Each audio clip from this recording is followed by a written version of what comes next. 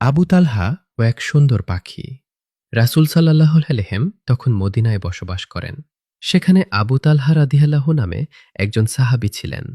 আবু তালহা রাদিয়াল্লাহু নিজেকে মদিনার সবচেয়ে সৌভাগ্যবান ব্যক্তি মনে করতেন, কারণ তার একটি চমৎকার বাগান ছিল।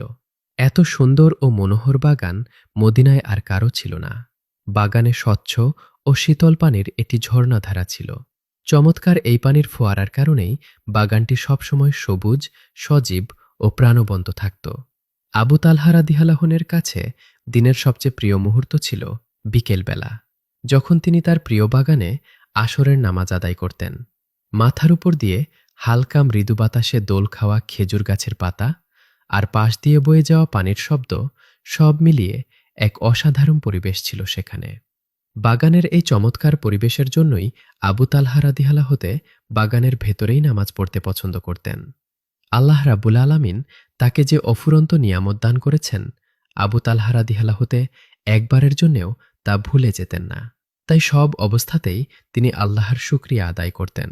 অন্য সব দিনের মতোই একদিন বিকেলে আবু তালহা রাদিয়াল্লাহু আসরের নামাজ আদায় করার জন্য তার জায়নামাজ নিয়ে বাগানের উদ্দেশ্যে রওনা দিলেন। আল্লাহ রাব্বুল আলামিনের প্রতি অসীম কৃতজ্ঞ একটি মন নিয়ে বিনয়ের সাথে তিনি নামাজে দাঁড়ালেন। তিনি যখনই তেলাওয়াত শুরু করলেন, তখনই গাছের পাতার নড়াচড়া আর পানি প্রবাহের চিরচেনা শব্দের পাশাপাশি আরেকটি শব্দ তার কানে প্রবেশ করল। তার মাথার উপর দিয়ে মন কাড়া কিচিরমিচির শব্দ তাকে রীতিমতো বিমোহিত করে ফেলেছিল। মনের অজান্তেই তার চোখ খুলে গেল। সামনে থাকা খেজুর গাছের ডালের উপর তিনি একটি পাখি দেখতে পেলেন। তার মনে হল পৃথিবীতে এর চেয়ে সুন্দর পাখি আর নেই। পাখির ডানা ছিল পান্নার মতো সবুজ, আর এর পালক আর লেজটা ছিল ডালিম দানার মতো লাল টকটকে। মাথা ছিল সোনালী বর্ণের, ঠোঁটটাও ছিল অনেক বেশি আকর্ষণীয়, আর ঠোঁটের ভেতর থেকেই অপূর্ব ধ্বনির সেই কলতান ভেসে আসছিল। আবু তালহা রাদিয়াল্লাহু মুগ্ধতায় ডুবেছিলেন। তিনি পাখিটির দিকে এমনভাবে একদৃষ্টিতে তাকিয়েছিলেন যে তিনি একরকম ভুলেই গিয়েছিলেন যে তিনি কোথায় আছেন বা তিনি কোনো কাজ নিয়ে ব্যস্ত আছেন। যখন তার মনে পড়ল, তিনি ভীষণ লজ্জিত হলেন এবং আবার নামাজে মনোনিবেশ করলেন।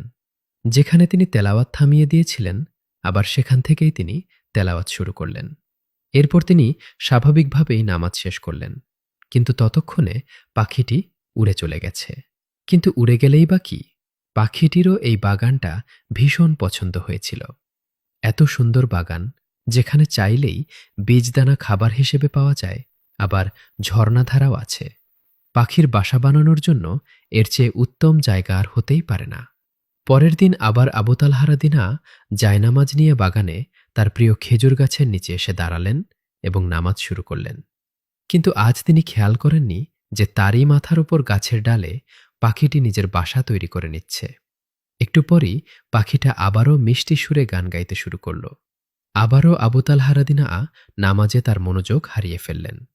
তিনি আবার চোখ খুলে সেই অদ্ভুত সুন্দর পাখিকে দেখতে পেলেন। পাখিটি এক ডাল থেকে অন্য ডালে লাফিয়ে লাফিয়ে যাচ্ছে আর কিচিরমিচির সুরে গান গাইছে। কিন্তু এবার খুব অল্প সময়ের মধ্যেই আবু তালহা রাদিয়াল্লাহু ঘোর থেকে বাস্তবে চলে এলেন। তিনি মনে মনে ভাবলেন, আমি এটা কি করছি? আমি কোন রাকাতে ছিলাম? দ্বিতীয় রাকাতে নাকি তৃতীয় রাকাতে? কিছুতেই তিনি নিশ্চিতভাবে তা মনে করতে পারলেন না। তিনি দীর্ঘশ্বাস ছাড়লেন, কোনো মতে নামাজ শেষ করলেন। নীরবে জায়নামাজ গুটিয়ে নিয়ে বাগান থেকে বেরিয়ে গেলেন। আবু তালহা রাদিয়াল্লাহু এরপর অনেকক্ষণ শুধু ভেবেই গেলেন। তিনি চিন্তা করলেন কিভাবে তার নামাজ আল্লাহর কাছে পৌঁছবে, যেখানে তিনি নিজেই ভুলে যান যে তিনি কোন রাকাতে ছিলেন। তার মন তিনি খুব ভালো করেই জানতেন যে একজন মুসলমানের জন্য নামাজ কতটা জরুরি। তিনি নিশ্চিতভাবেই জানতেন যে নামাজে আল্লাহ ছাড়া আর কোনো বিষয়ের প্রতি মনোযোগ রাখা যায় না। কিন্তু এই সমস্যা থেকে কিভাবে বাঁচবেন তাও তিনি বুঝতে পারছিলেন না। সেই রাতেই তিনি নবীজির সাল্লাল্লাহু আলাইহি কাছে চলে গেলেন। নবীজিকে সাল্লাল্লাহু তিনি তার বাগান, বাগানের সৌন্দর্য, পাখির গান আর ঝর্ণাধারার বিষয়ে বিস্তারিত সব জানালেন। তিনি বললেন, হে রাসূলুল্লাহ, আমি আমার নামাজ, আমার ইবাদতের সময় অন্য কিছুকে বাধা হিসেবে মেনে নিতে পারব না। যেগুলো আমার নামাজের মনোযোগে ব্যাঘাত ঘটাচ্ছে, সেগুলো বরং না থাকলেই ভালো। আপনি দয়া করে আমার বাগানটির দায়িত্ব গ্রহণ করুন। আমি আজ এই মুহূর্ত থেকে আমার বাগানটি আপনাকে দিয়ে দিলাম। মদিনার মুসলমানরা এখন থেকে এই বাগান ব্যবহার করতে পারবে। এর যে কোনো ফল, ফলাদি ও অন্যান্য সামগ্রী নিজেদের প্রয়োজনে বিক্রিও করতে পারবে। রাসূল সাল্লাল্লাহু খুব সন্তুষ্ট মনে আবু তালহার রাদিল্লাহু এই উপহার গ্রহণ করলেন। তারপর থেকে আর কখনোই নামাজ আদায় করতে গিয়ে আবু তালহার রাদিল্লাহু তাআলার মনোযোগ ছুটে যায়নি। আর তখন থেকেই তার নামাজও আল্লাহ তাআলা আরও খুশি মনে কবুল করে নিলেন। সুবহানাল্লাহ!